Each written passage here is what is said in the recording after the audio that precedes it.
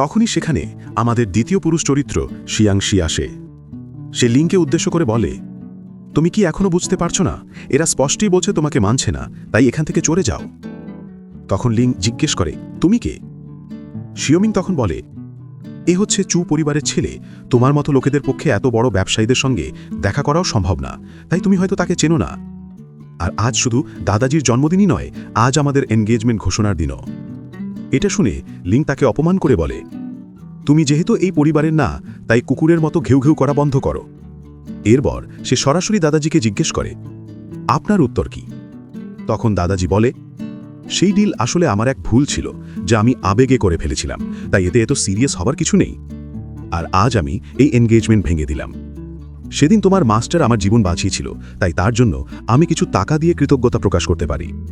তখন শিওমিং তাকে একটা চেক ছুড়ে দেয়, আর তখন সুপরিবারের লোকেরা তাকে অনেক অপমান করতে থাকে। এতে লিং প্রচণ্ড রেগে যায় এবং সে সেই চেকের উপরে পা রাখে। তখনই সেখানে ম্যাজিকের শক্তিতে চেকের টুকরোগুলো বাতাসে উঠতে থাকে। এইসব দেখে পার্টিতে আসা সবাই অবাক হয়ে যায়। এরপর লিং সবার সামনে দাঁড়িয়ে শিওমিংকে উদ্দেশ্য করে বলে, আমিও এমন মেয়েকে চাই না যে বিয়ের আগেই একাধিক পুরুষের সাথে শুয়েছে। শিয়াংশি এই কথা বুঝতে পারে না, কিন্তু শিওমিং আর তার বাবা মা খুব রেগে যায়। তারা বলে, আমাদের মেয়েকে তুমি এভাবে অপমান করতে পারো না। দাদাজি তাদের শান্ত করে লিংকে বলে, তুমি সবার কাছে ক্ষমা চাও, না হয় আমি তোমাকে এখান থেকে যেতে দেব না। লিং না করে দেয় আর বলে, তোমরা ক্ষমা চাওয়ার যোগ্য না, আর এই সব কিছু তোমরাই শুরু করেছ, আমি কেবল তার জবাব দিয়েছি।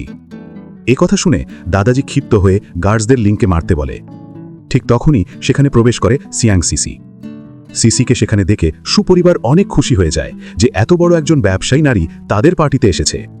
তখন তারা সবাই সিসিকে অনেক ভালোভাবে ওয়েলকাম জানায়, আর সবাই মনে করতে থাকে সুপরিবার এখন শহরের টপ ক্লাস পরিবারের কাতারে উঠে এসেছে।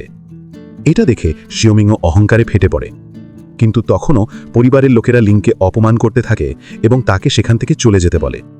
তখন লিং পেছনে ঘুরতেই সিসিকে দেখে অবাক হয়ে যায়। সিসি তখন শিওমিংকে দমক দিয়ে লিংকে বলে, আমি জানতাম না সুপরিবার এতটা অভদ্র হতে পারে। এ কথা শুনে সবাই স্তব্ধ হয়ে যায়।